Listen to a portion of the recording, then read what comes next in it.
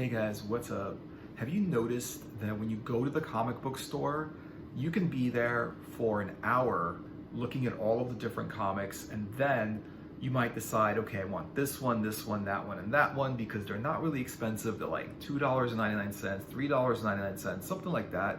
They're not really expensive, and so you can buy a few of them, and they're really, well, they're not expensive because they're pretty small, right? They're like these little thin little comics, and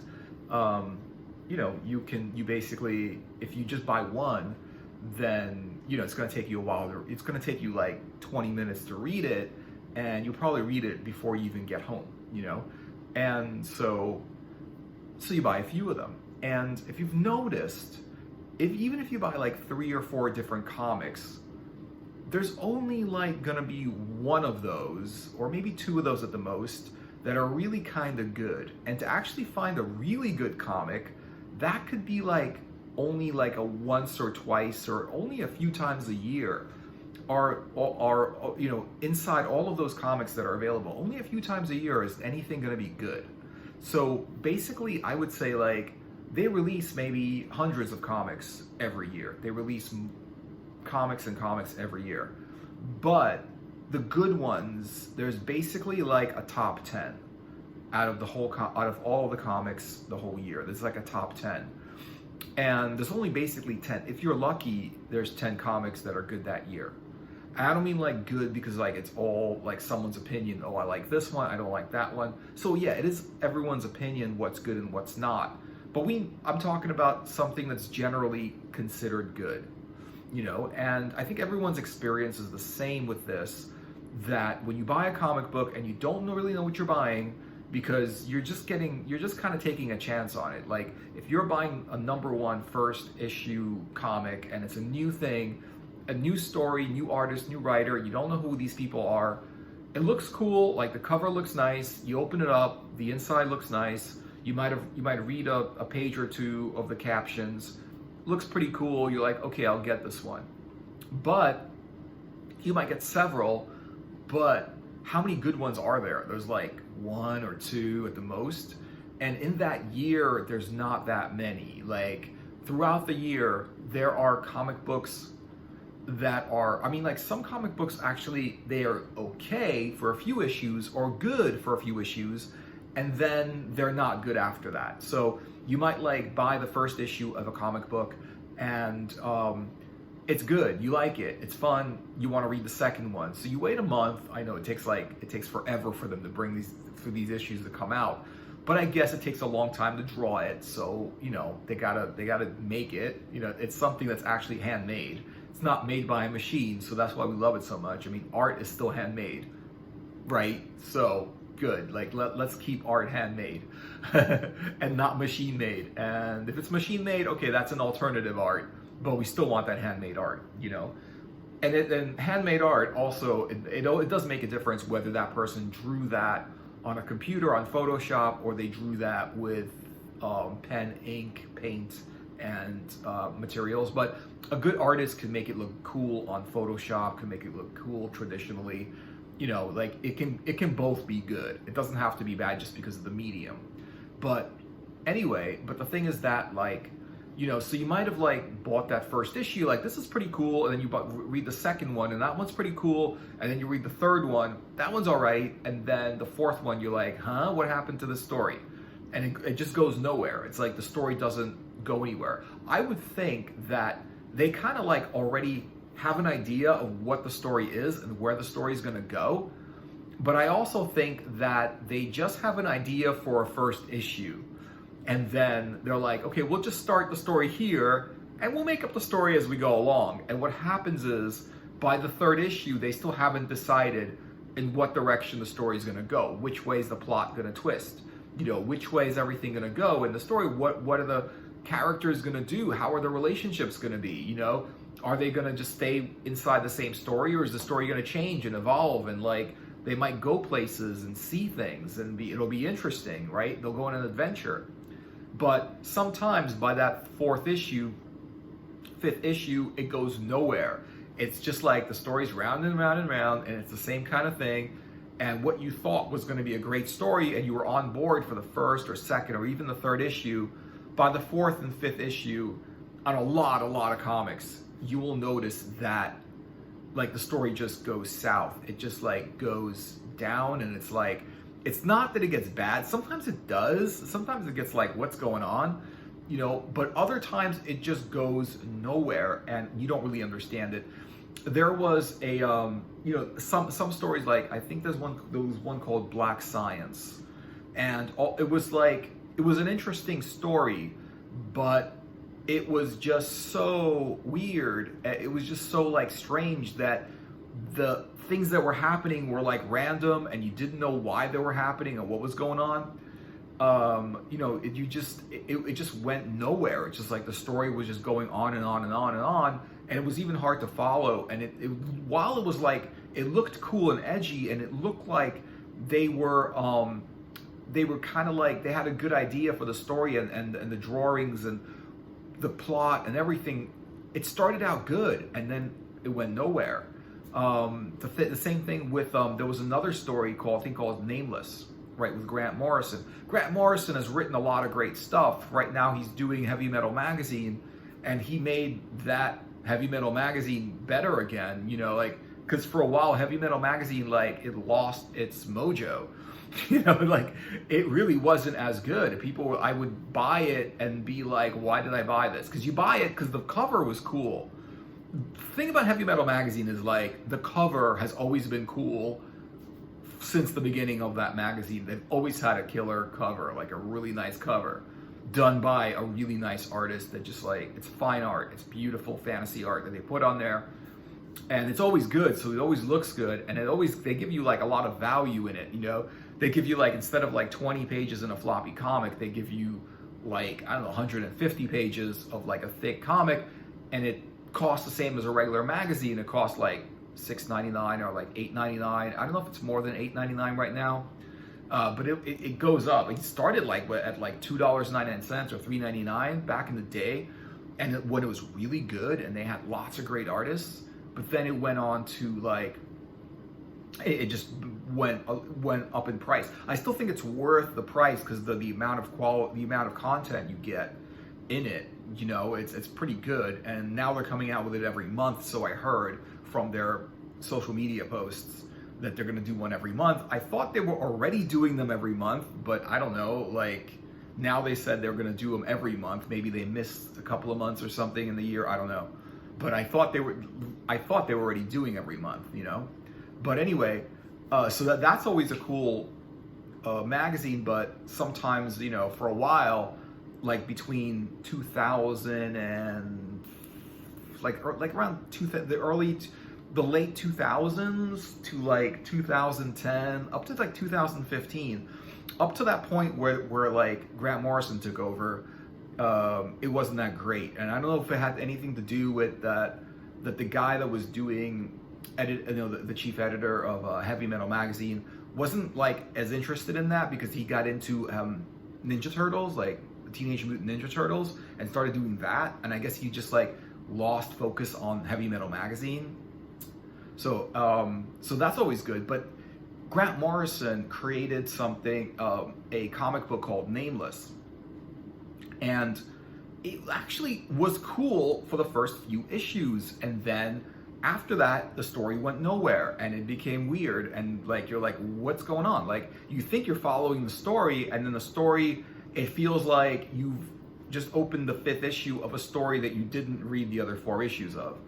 It was like, what is going on, you know? That's one thing that happens with comic books, is the story goes nowhere. Another thing that happens with comic books is the story just doesn't even start anywhere, where it's just, it starts off weird and not that great. The thing is, what they try to do with comics is they try to make it so that the first story, the first comic, is supposed to be a blow you away, awesome ride, you know? It's supposed to be a wow factor in it, you know? It's supposed to be like, wow, this is great, I'm gonna buy the second issue, you know? So they put everything, all their ideas, all of the action, all of the art, all of the energy into the first book. And a lot of times the first book is actually pretty good. Even in stories that aren't that great, in those stories, the first book is also sometimes very, very good. Because what they do is, instead of thinking I have an idea for the whole story, they're thinking, well, I have an idea for the whole story, but I'm gonna have to make a great first book for people to get hooked on it. The thing is this, that if people get hooked on it, they're only gonna get unhooked on it if the stories don't continue to be good. You need a great first book, but you need a good second and third and fourth book. You know, you don't want that like one time first great book and then like the sequels are all bad. Like, you know, they're not the same thing. I haven't read all of the Dune sequels, but I've read like the first one was actually good, but I find it difficult to read the second one, even though people have been saying that the Dune second book is really, really good, but I find it to be like a lot of politics and just people thinking, you know, and just like, it just talks about what people are thinking about, you know, and see, it doesn't really have the same action as the first book had. But anyway, so that's the thing, you know, you get like stories that go nowhere. So what you have is this, you know, it's sort of like they have an idea, they put the book out, and if it's good, they just keep making it, you know, and they have to keep making it good, and that's hard to do. But the thing is this, that it takes about 5 or 6 comic books to make a trade paperback, right? So they make the first 6, and if they sell, they'll take those 6 books and put it into one book and make it a trade paperback, and they'll put it in the store. And the reason that I prefer to buy trade paperbacks than comic books is because trade paperbacks have a higher probability of being good, of being a good story, a better, more enjoyable story, because the comic books that aren't that good do not become trade paperbacks. They just stop making them. And what I think is, why I think like there's a lot of comic books that aren't that great is, my opinion is, for one thing, I just think that a lot of it is 80% of comics is superhero comics. Now, it's okay if you like superhero comics, you know, it's fine, but the thing is that, you know, they're focusing 80% of the people making comics are just making superhero comics. The thing is, you could be making comics about other things. It doesn't all have to be superhero stories. You can make superhero stories, that's fine, but you can tell any story. It's just a medium to tell stories. It's just pictures and writing and books and art, and put it together, and you have a comic book, and you have sequential art, you know. And it doesn't, and I think that what happens is, because 80% is all like superheroes based, I think that because of that, they just aren't really, they're just focusing on those kinds of stories. And what happens is that even the artists and writers that make the non-superhero based have done so much superhero based stuff that the non-superhero based stories also are very, very influenced by the superhero based stories. And it's got the same things in the regular stories as the superhero stories. The hero, the villain, you know, like the adventure, all of this stuff, it's just like they're all, even if it's not a superhero story, it's written by people who are basically spent years and years writing superhero stories. So they're influenced heavily by superhero stories. I really do think if they made more non-superhero comic books, they can make superhero comic books, it's fine. People like to read them and people like to make them. But if they make more non-superhero stuff, just original stories where they have to think about it and think like, what are we gonna do? What are we gonna write? Because the thing is that superhero stories have been told and told again and told again. You know, it's like there's the hero, there's the villain, and they basically try to mess each other. The villain always tries to mess up the hero. The hero saves people and tries to, you know, like get the villain, and the villain tries to hurt people and destroy the hero. And that's a superhero story, and that's a lot of them. 80% of superhero stories are done like that, pretty much. They've all pretty much the same plot and all pretty much have the same things happening. So when you have a superhero story that doesn't have that, then it's considered good. Okay, so that's the thing. You know, if they had just if they really experimented with other kinds of stories, let's just do more nonfiction. Well, not nonfiction, but like fiction or science fiction or fantasy or anything with a lot of action in it, then because action basically, like, I think the only thing that's required in a comic book is action or beautiful scenery or like a trip into another world, which is cool because like action is fun because you're seeing like, you know, two characters fighting and people flying on like carpets and flying on horses and or flying in spaceships and like shooting each other. That's action, right? Then there's also like otherworldly adventure where the artist is painting pictures of other planets and alien life forms and spaceships and like the inside of spaceships and what, you know, how people are dressed like in another world or in another dimension or some otherworldly thing where it's in the past, the future, or some kind of fantasy where you can draw out the fantasy and show people and impress people about like how everything is drawn, how everything looks. You know, the art of it takes you on a journey. So you feel like there's a reason for the art to be there. You know, when you have like talking heads and just like people talking at each other, the whole comic, there's really no reason to actually illustrate that. There's no reason to draw that. You know, it's just people talking to each other. There's nothing, you can write a novel and it'll probably be better because you don't need pictures of people talking to each other. That's not an interesting picture.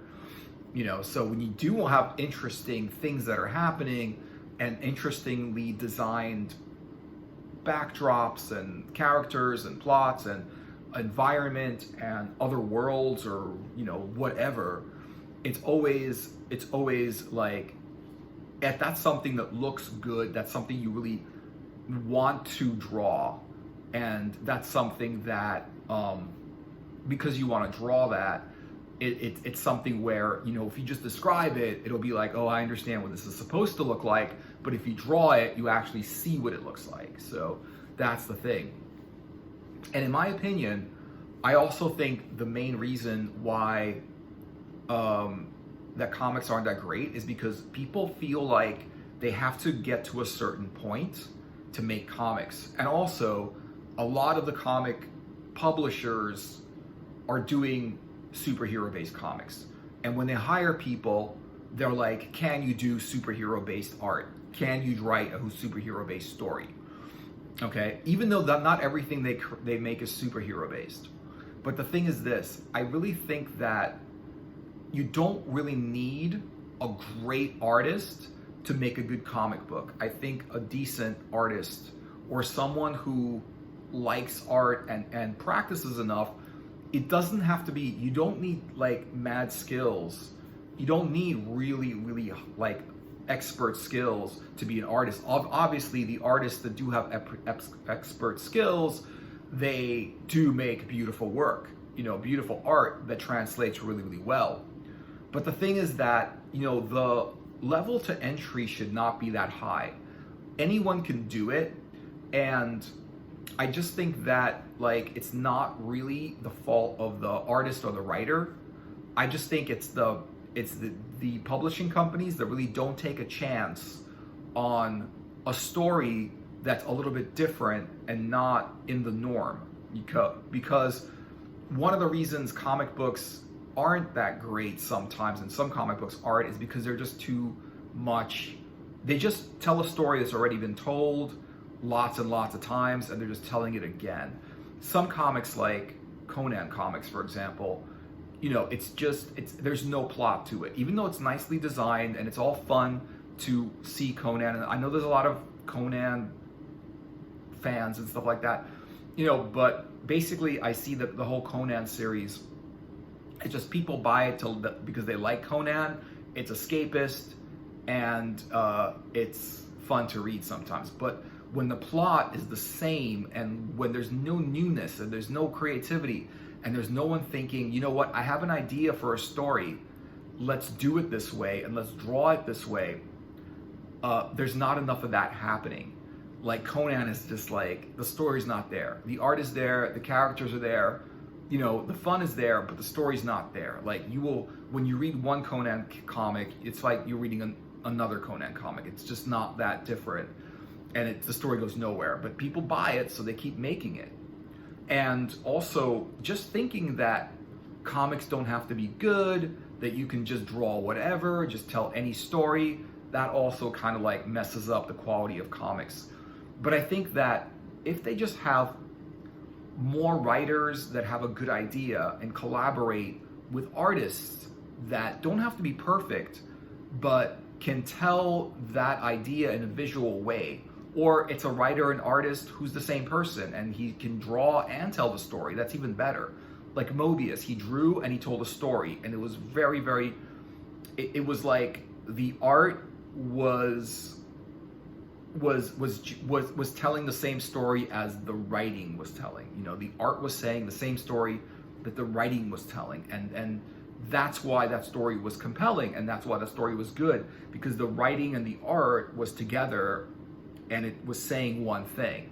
And sometimes with like sort of Jodorowsky stories, you know, like Alejandro Jodorowsky, who's a writer but he's not really an artist, he does comics, collaborates with artists like Moebius and a bunch of other artists that, you know, and it comes out good as a commercial product. And, you know, he's a good storyteller, but you always feel there's a sort of disconnect sometimes between what is drawn and what is written. And so what I think is that the comic book companies are just trying too hard to put too much of a high level on what they accept as something that they can make. Like they're putting too much of a high level on how well can you draw, you know, and also how well can you write? Because honestly, different is good in comics, because that's what comics need. They need something that's different. It's not that a lot of comics, it's not even that some comics are not bad because they're bad. They're just not good because they've already been done. They're telling the same story over again. You've already read the story in a different story. You've already seen this kind of comic in other comics, you know? Copies of other comics are never good. Art that's a copy of different art is never good. You know, it's never as good as the original or an authentic, like, new piece of art. You know, it's never as good as the original. Of course, the original is the original. Like, but you know, like, it's not, the original isn't always the best. Sometimes the copy makes it better. But that's just if the original is a good, solid idea at first, you know. So I think if you just like I just think that it's the decisions of the comic book publishers about what they allow the artists and writers to do and what they don't, you know. And I think that if you just take a good writer who has a good idea and an artist that can visually depict the scenes in that story and take the ideas from the writer and then put their own ideas into it and draw their own thing and collaborate with that writer in a way that's original. You know, if you really want to make a comic, well then, you know, like, have a story, like, think of a story that's an original story, and, you know, think of a whole story, and don't try to sell to the comic book industry. Just make a good story, just make a great comic book. And I would say, you know, the sort of like thing to do if you want to make a great comic book is to draw the thing that's worth drawing. You know, make pictures that show action or scenery or something that is best described in a visual way, right? It described in a way that if you described it with words, it wouldn't be the same feeling, it wouldn't be the same impact, that people wouldn't see it the same way. If it was described with words, it wouldn't be as good as if you can draw it as a picture and show people what it actually looks like. So have that, You know, like have something to show visually, but have a story to tell. And also comic books very, very focus on a lot of dialogue, you know, like people talking, because they have those little blurbs, right? The little blurbs where people are talking on the blurb, right? It would say what's going on, sometimes a narration, and then there'd be the blurb where it would say what people are saying. So dialogue is something hugely important. Like, focus on the dialogue, focus on what the characters are saying. And you want to narrate stuff a little bit, but you want to kind of like make the story go somewhere, you know, like figure out make the world, like do it like a novel, but write it like a novel, but write it as a novel that has a lot of action, that is best described in a visual thing. So have great visuals and have great writings and make it original and figure out the story of how it's going to start, where it's going to go, and like figure out the whole story. Or if you can't, or if you're the kind of person that's going to like, you know, take a while to figure out the whole story, if you're the kind of person that it's going into like, you just know how it's going to begin and you kind of know what it's about, that's cool. But then, you know, but really like keep that story like interesting and keep that story in sort of like a way that, you know, like keep the story in a way that goes somewhere and is also not just telling the story verbally, right, but also telling the story visually. Because if it's just all telling a verbal story, you might as well just write a novel, you know. But tell a story that's told visually, like the Inkle, like, you know, like the Mobius story, something that you can't describe. You can't describe a Mobius art piece, right? It's all visual.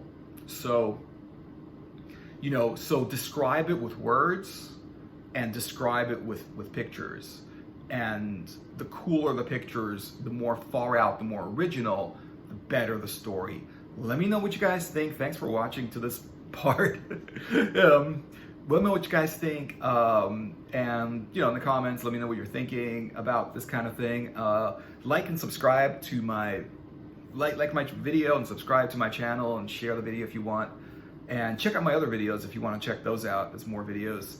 And I will see you guys in another video later.